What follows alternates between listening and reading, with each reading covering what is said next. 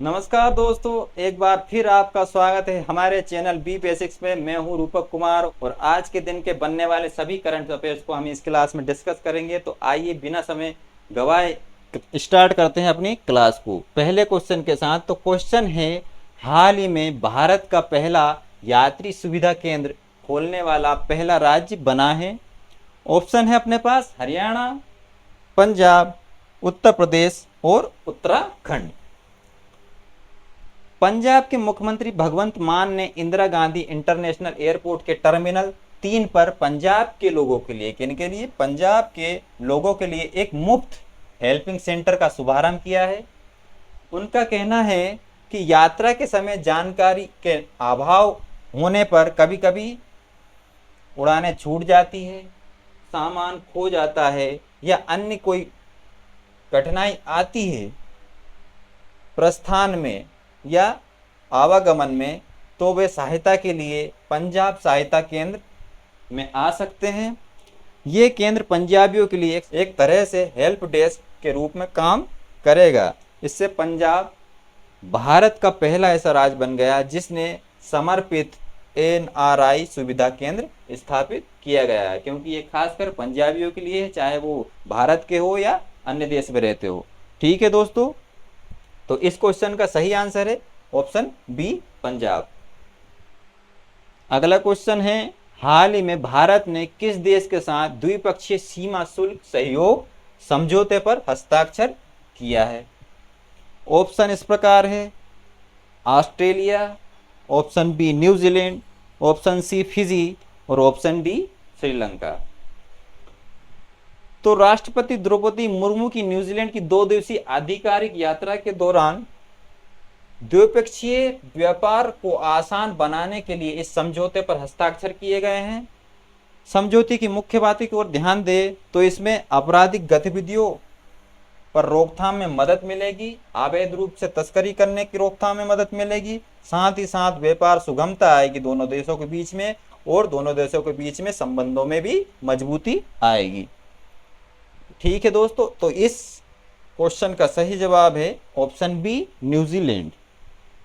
अगला क्वेश्चन है, हाल ही में किस संस्थान के द्वारा ई शूज विकसित किए गए हैं? ऑप्शन इस प्रकार है, ऑप्शन ए है IIT Kharagpur, B IIT Roorkee, C IIT Indore, D IIT Delhi.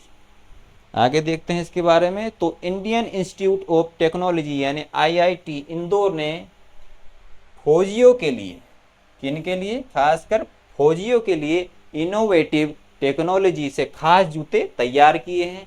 खास जूतों से क्या मतलब है?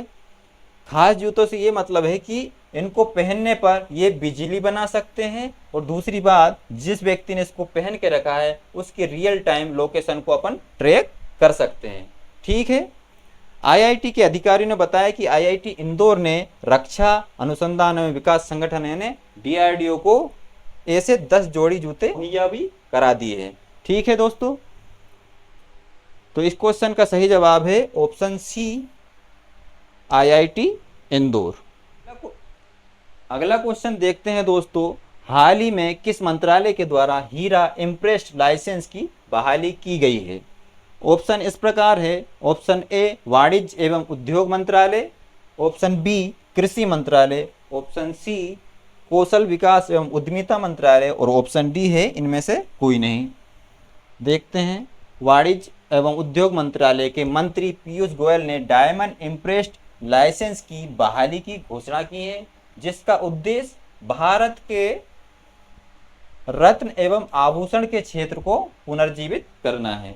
ठीक है दोस्तों, और इसके लाभों की बात कर ले तो ये लाइसेंस जो पात्र निर्यातक हैं उनको पिछले 3 साल के अपने औसत कारोबार के 5% तक शुल्क मुक्त करेगा। साथ ही उनको टूटे हुए हीरे सहित पॉलिश कटे पिटे हीरो को आयात करने की भी अनुमति देगा।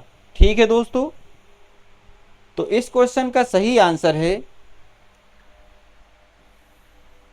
ऑप्शन है वाणिज्य एवं उद्योग मंत्रालय। अगला क्वेश्चन देखते हैं, हाल ही में किस राज्य ने लॉजिस्टिक नीति 2024 को मंजूरी दी है? ऑप्शन है महाराष्ट्र, गुजरात, केरल या आंध्र प्रदेश। तो हाल ही में मुख्यमंत्री एकनाथ शिंदे की अगुवाई में महाराष्ट्र में मंत्रिमंडल ने महाराष्ट्र लॉजिस्टिक नीति 2024 को मंजूरी दी है।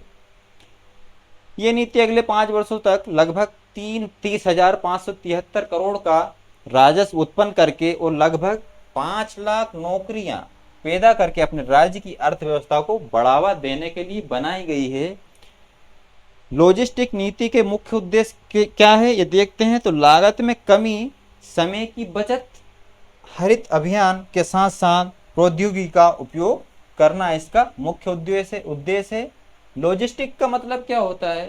लॉजिस्टिक का मतलब होता है किसी भी प्रकार के संसाधनों को प्राप्त करने से लेकर उसके अंतिम गंतव्य स्थान तक पहुंचाने में जो प्रक्रिया लगती है उसको सामूहिक रूप से लॉजिस्टिक कहते हैं। तो इसी प्रक्रिया को और सरलता से कैसे करें, इसकी नीति जो बनाई है 2024 ने, उसको महाराष्ट्र सरकार ने मंजूरी अभी हाल ही में दे दी है। ठीक है दोस्तों, तो इस क्वेश्चन का सही आंसर है ऑप्शन ए, महाराष्ट्र। अगला क्वेश्चन है, अंतर्राष्ट्रीय युवा दिवस कब मनाया जाता है? ऑप्शन अपने सामने है, 11 अगस्त, 12 अगस्त, 13 अगस्त या 10 अगस्त। तो अंतर्राष्ट्रीय युवा दिवस हर साल 12 अगस्त को मनाया जाता है और इस दिवस का उद्देश्य क्या है? युवाओं की आवाज, कार्य, प्रयासों को उजागर करना और उनके विकास के लिए अवसरों को बढ़ावा देना इसका मुख्य उद्देश्य है। इसकी शुरुआत जो है 1999 में संयुक्त राष्ट्र महासभा ने 12 अगस्त को अंतर्राष्ट्रीय युवा दिवस के रूप में घोषित किया था और पहली बार 12 अगस्त 2000 को इसको सेलिब्रेट किया गया था। और 2024 जो आज 12 अगस्त है, अंतर्राष्ट्रीय युवा दिवस की थीम क्या थी? वो थीम थी क्लिक से प्रगति तक। जो है अंतर्राष्ट्रीय युवा दिवस 2024 की थीम क्लिक से प्रगति तक थी दोस्तों। ठीक है दोस्तों, तो इस क्वेश्चन का सही आंसर ऑप्शन बी, 12 अगस्त। अगला क्वेश्चन देखते हैं, हाल ही में हिंद महासागर में पानी के नीचे की संरचनाओं को कौन से 3 नाम दिए गए हैं? 3 संरचनाएं नीचे, उनको कौन से 3 नाम दिए गए हैं? वो इस प्रकार हैं, आप देख सकते हैं। ऑप्शन है अशोक और चंद्रगुप्त और कल्पतरु। ऑप्शन बी है महात्मा, नेहरू और गांधी। ऑप्शन सी है हिमालय, गंगा और कृष्णा। और ऑप्शन डी है शिव, विष्णु और ब्रह्मा। समुद्री विज्ञान में भारत के प्रभाव को उजागर करते हुए हिंद महासागर में 3 पानी के नीचे संरचनाओं को हाल ही में अशोक, चंद्रगुप्त और कल्पतरु नाम दिया गया है। ये नाम भारत के द्वारा प्रस्तावित किए गए थे और इनका अनुमोदन किनके द्वारा किया गया है? अंतर्राष्ट्रीय हाइड्रोग्राफिक संगठन यानी IHO और यूनेस्को के अंतर सरकारी महासागरीय आयोग IOC द्वारा इनका अनुमोदन किया गया था। इन तीनों संरचनाओं की बात करें तो अशोका सीमांड जो प्रथम संरचना है उसकी खोज 2012 में, और उसका आकार है अंडाकार और इसका क्षेत्रफल है 180 वर्ग किलोमीटर। दूसरी संरचना है कल्पतरु रिज, इसकी खोज भी 2012 में हुई थी और ये 430 वर्ग किलोमीटर में फैली हुई है और ये समुद्री जैव विविधता को भी समर्थन करती है। तीसरी रिज की बात करें या संरचना की बात करें तो चंद्रगुप्त रिज, जिसका क्षेत्रफल 675 वर्ग किलोमीटर है और ये एक संरचना कैसी है? लंबी संरचना है। ठीक है दोस्तों, तो इस क्वेश्चन का सही आंसर है ऑप्शन ए, अशोक और चंद्रगुप्त और कल्पतरु। अगले क्वेश्चन की ओर बढ़ते हैं। हाल ही में खबरों में आई प्रधानमंत्री आवास योजना शहरी 2.0 योजना को लागू करने के लिए कौन सा मंत्रालय नोडल निकाय है? ऑप्शन इस प्रकार है, ए शहरी विकास मंत्रालय, आवास और शहरी मामलों का मंत्रालय, कृषि मंत्रालय, ग्रामीण विकास मंत्रालय। तो केंद्रीय आवास और शहरी मामलों का मंत्रालय इस योजना को लागू करेगा, यानी कि मंत्रालय कौन सा है?